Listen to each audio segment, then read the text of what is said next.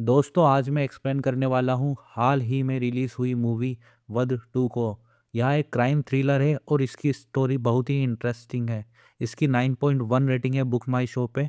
और अगर आपको क्राइम थ्रिलर पसंद है तो आखिर तक बने रहें और चैनल को लाइक सब्सक्राइब करें।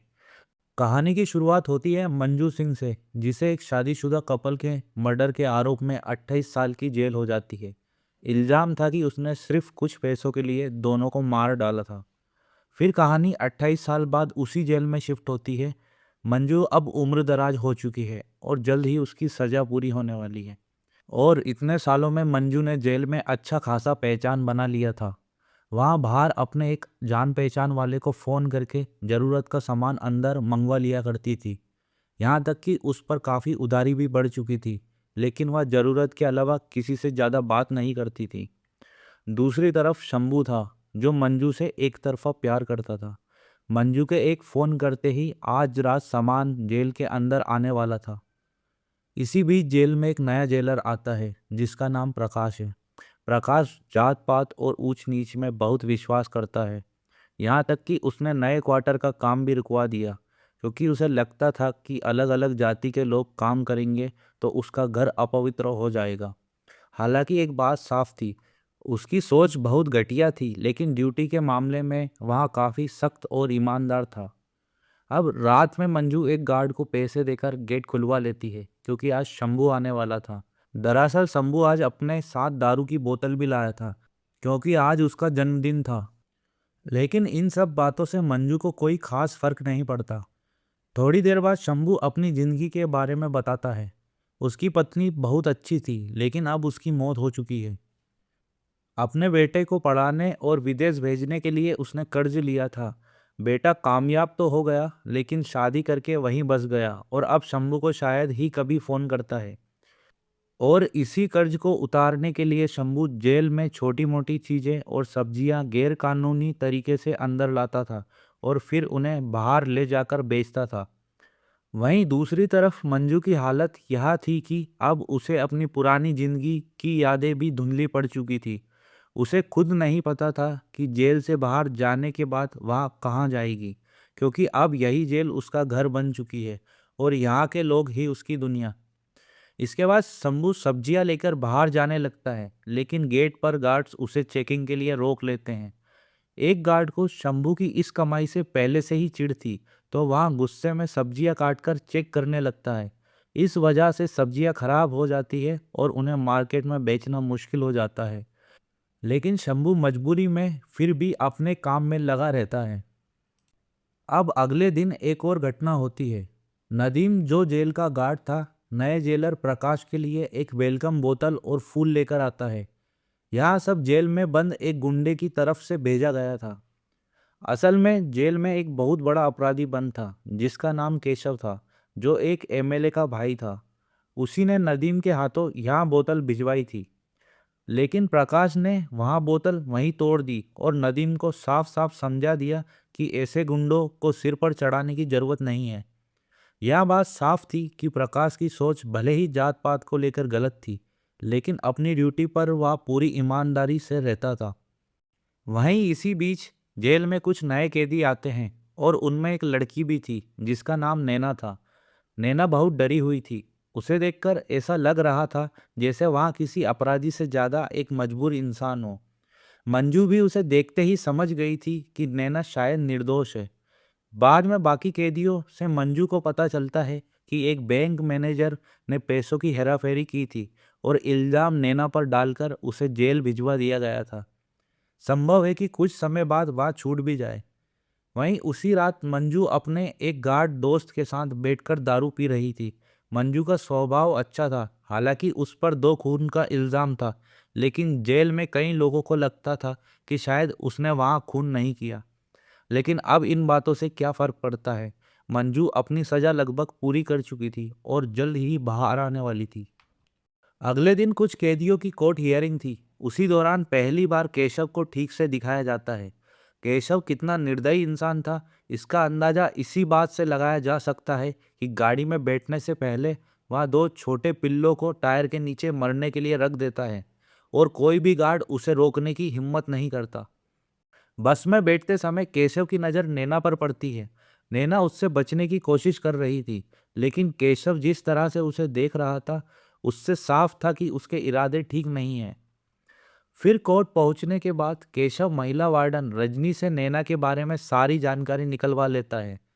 उसने रजनी को उसकी बेटी की जान की धमकी दी थी, इसीलिए रजनी मजबूर हो गई और उसने नैना की सारी बातें बता दी। उस दिन नैना की बेल होने वाली थी, लेकिन केशव ने अपने प्रभाव से वकील को डराकर बेल रुकवा दी। अब साफ था कि वह नैना के साथ कुछ बहुत बुरा करने वाला था। वहीं इसी बीच जेलर प्रकाश जेल का निरीक्षण करने आता है और कैदियों की शिकायत भी सुनता है। वह सच में व्यवस्था ठीक रखना चाहता था।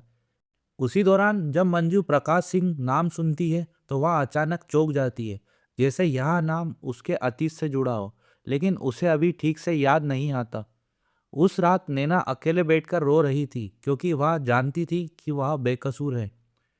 तब मंजू उसे समझाती है और कहती है कि जेल में लगभग हर कैदी खुद को बेकसूर ही बताता है, इसीलिए मजबूत बनना सीखना होगा। कम से कम अब नैना को जेल में एक सहारा मिल गया था। मंजू अगले दिन केशव जेल से बाहर निकलने के लिए सपने देख रहा था। इलेक्शन पास थे, इसीलिए एमएलए ने उसे फिलहाल शांत रहने को कहा था, वरना वहां अब तक बाहर आ चुका था।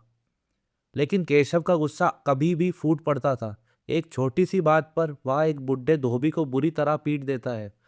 पर इस बार यहाँ सब प्रकाश देख लेता है और वह केशव को सॉलिटरी कन्फाइनमेंट में डाल देता है ताकि बाकी कैदियों में डर बना रहे।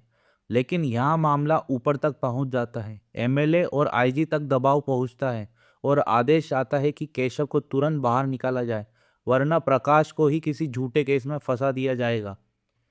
मजबूरी में प्रकाश को केशव को छोड़ना पड़ता है। बाहर आते ही केशव प्रकाश को फोन करके उसकी पत्नी, बहन और माँ के बारे में बेहद घटिया बातें करता है और यहीं प्रकाश अपना आपा खो देता है।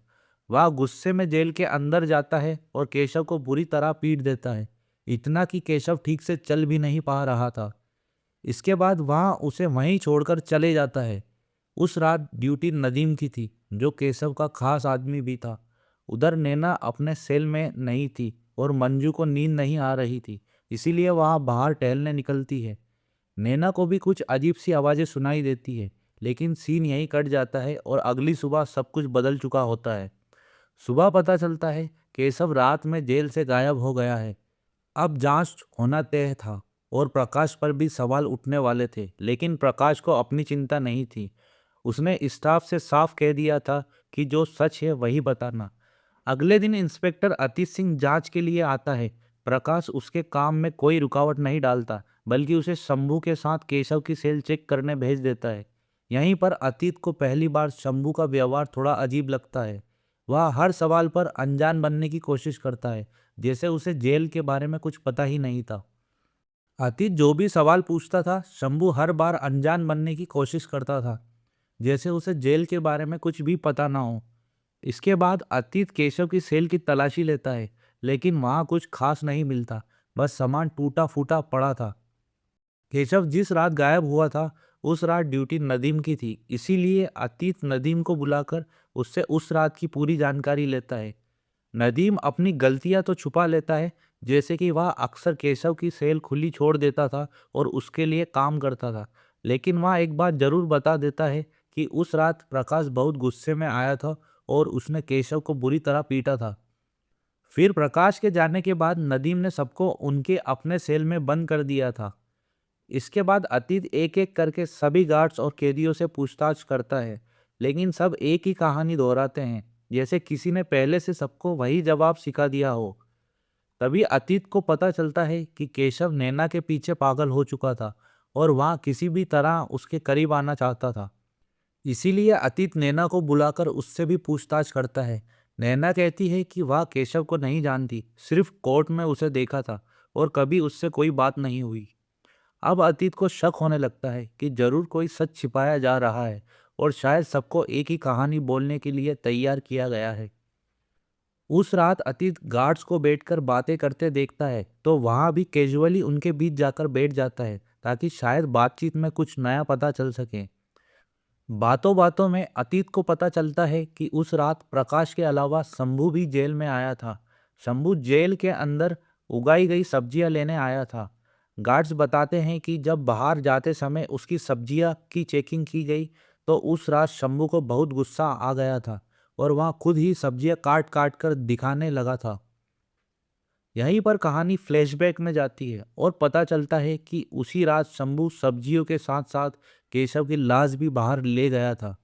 इसी वजह से वह खुद सब्जियां काट कर दिखा रहा था ताकि किसी को शक ना हो। फिर कहानी वापस वर्तमान में आती है। अतीत अब शंभू की दुकान और घर तक पहुंच जाता है और उससे पूछताछ करता है। अतीत को शंभू की पूरी कहानी पता चलती है कि वह कर्ज उतारने के लिए सब्जियां बेचता है, लेकिन एक बात उसे खटकती है। अगर सब कुछ सामान्य था तो शंभू ने पहले यह बात खुलकर क्यों नहीं बताई। अब अतीत का शक और गहरा होता जाता है। शंभू के घर की तलाशी के दौरान अतीत को एक बड़ा फ्रिज दिखाई देता है।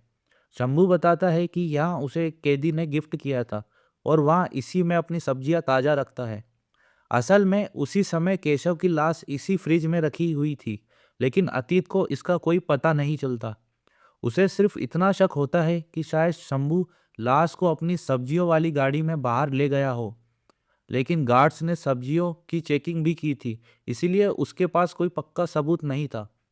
अब अतीत की जांच का आखिरी दिन था। अगले दिन उसे वापस जाना था और अभी तक उसे यहाँ भी पता नहीं चल पाया था कि केशव जेल से भागा कैसे और उसे भागने की जरूरत ही क्यों पड़ी, क्योंकि जेल में तो उसे वीआईपी ट्रीटमेंट मिल रहा था।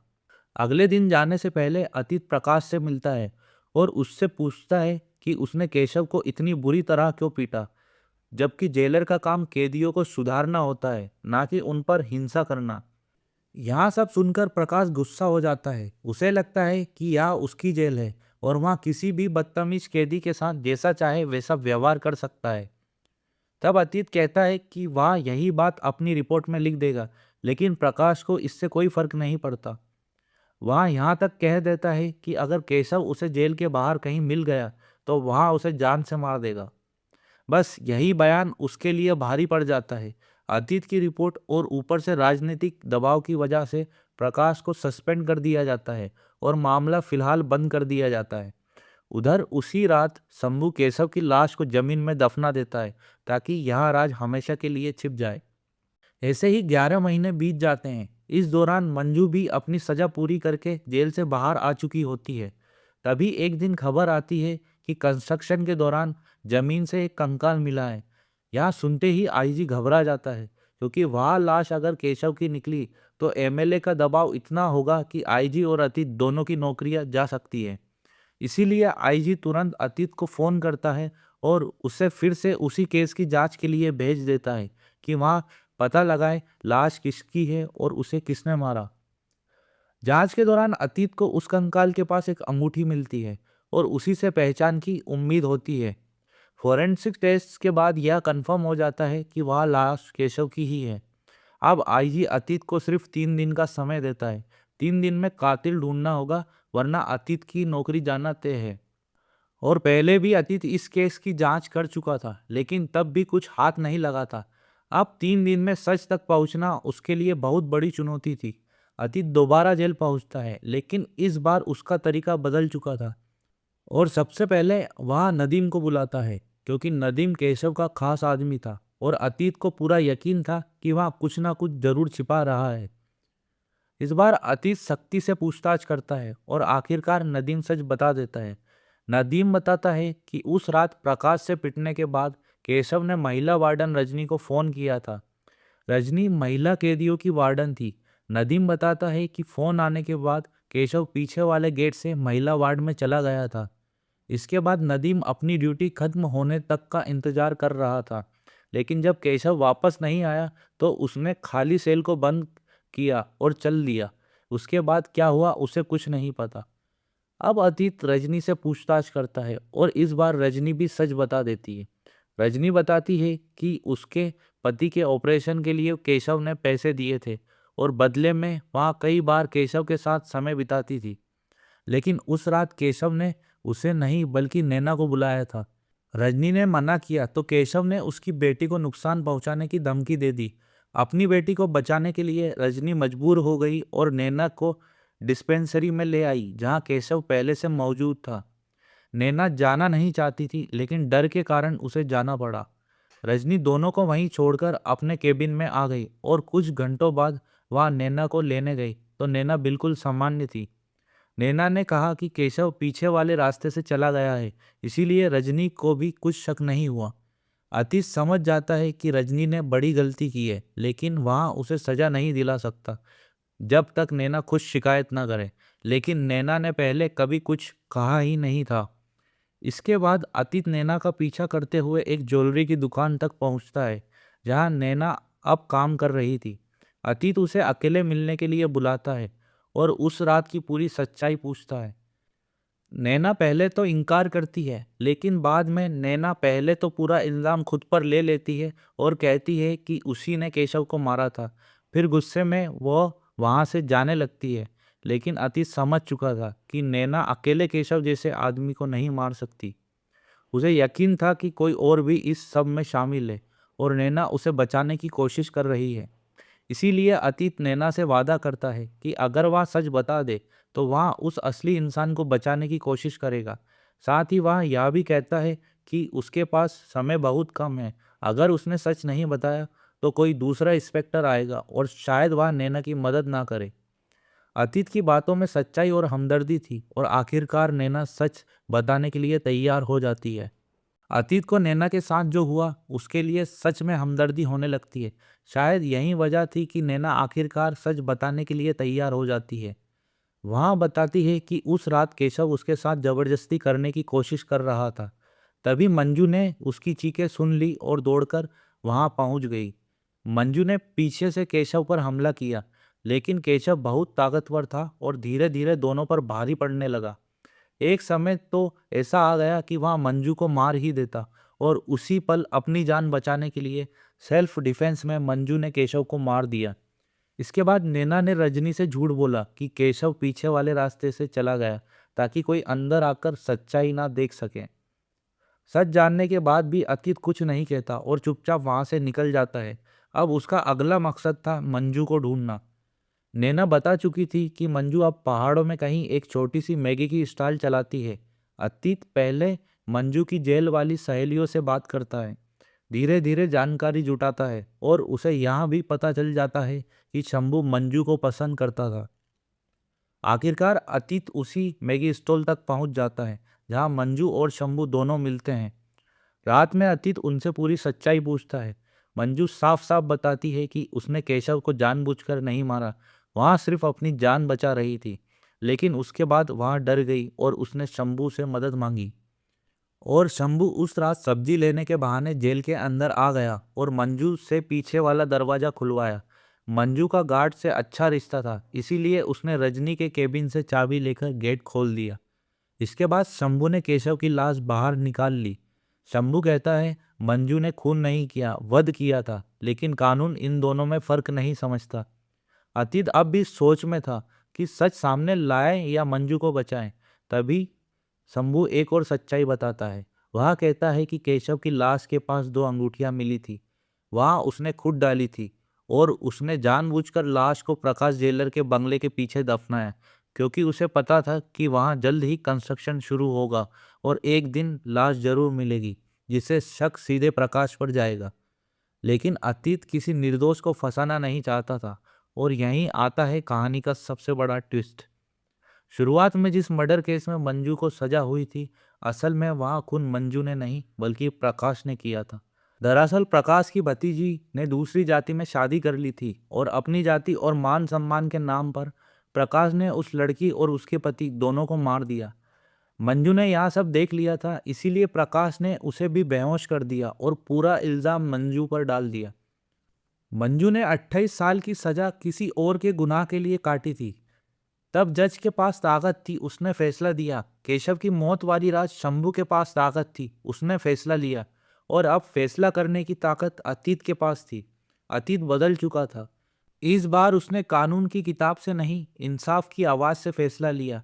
वहां प्रकाश को गिरफ्तार करवा देता है।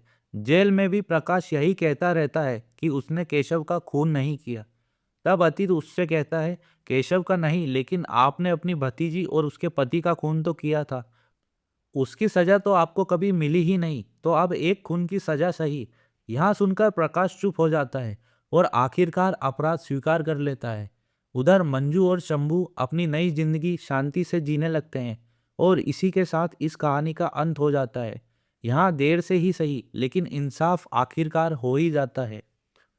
तो दोस्तों, यही थी वध 2 मूवी की समरी। आशा करता हूँ आपको पसंद आई होगी। प्लीज़ प्लीज़ प्लीज़ मेरे चैनल को लाइक सब्सक्राइब जरूर कीजिए।